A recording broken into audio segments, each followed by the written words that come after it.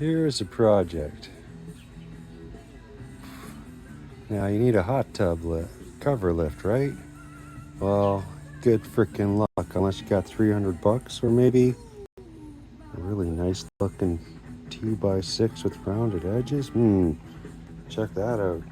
That's a part of an old bed. There's the other end of that. Doesn't that look like it's gonna fit into something neat? Well, let's see. So far, I got that screwed onto there. Gave it about that much. And I gave it, let's see, at least that much out, because you don't want it touching the side of that, right? Now this side here got a little bit of a thing. This mine is this guy right here is really close to that. You can see this is the old guy here. So like technically I gotta have that type of an end instead of having a 4x4 or even making it just to have it so it's flat, because it just is gonna touch and I don't want that to happen. So I gave it a measurement, not too close, not too far, a little bit further out over on that side so you got a good lifting thing, and we'll put it together, show you what it looks like. Alrighty, this guy is obviously screwed in. The holies are down so that you're actually gonna, when the weight's on it, it's not gonna fall out backwards. I gave it about that far off the top. Your own preference. Now then, how does this thing go back? I'm giving it, I'm probably gonna want to stick this right about here. You don't want it up too far that way because it's just gonna want it to fold back on this. Yeah, we'll stay. Let's see. Here we are. Lift her up and down.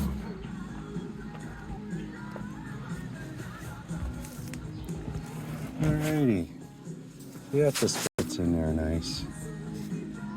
Not too far out, and it ain't gonna bend anything. It's pretty much you're just doing what the ones that you can buy for freaking 200 bucks will do. Is just all that is a freaking pipe, man. Anyways, back to work. Now then, make sure you grab, like, say, a screw, a drill bit, like both like so.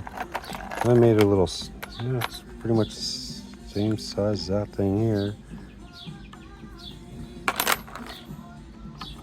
It's a little smaller. This one here is the same size.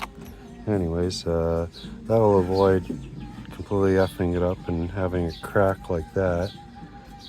I guess the wood just doesn't want to go that way. You notice none of those ones had an issue whatsoever. So just tap it in here and grab your funky hex thing.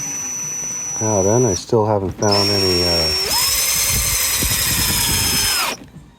hacks on what to do if you strip the crap out of these hex things, but well, that's, I guess, something to find out for another time. Here you go. Here's some one on time here. Alrighty, all ready for some screws. There you are.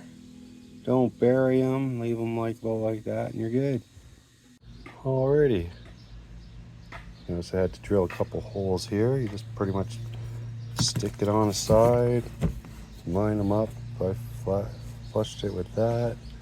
There we go. Use your pencil, mark there, turn it over, get your drill, stick it right in there, right up with the top of it, and then you take your handy little part like that, and that slides in there and tightens up. It's awesome.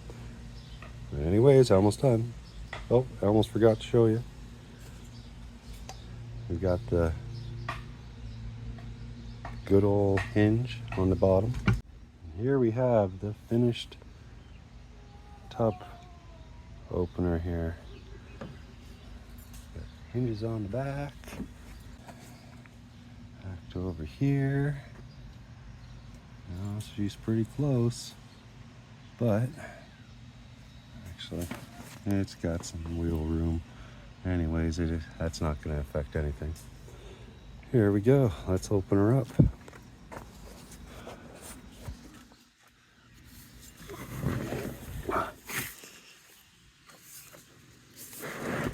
Up over there nicely. Okay, next part I would do from inside. Put the handy safety clasp on that goes to here. That holds it up there just in case. You always got it just in case. But alrighty, you got the safety on. And yeah, as you see, we got a nice standing tub lid. Hot tub. Okay, let's reverse this. Okay, let's shut this guy here. Okay, slowly going down. One-handed. There we are.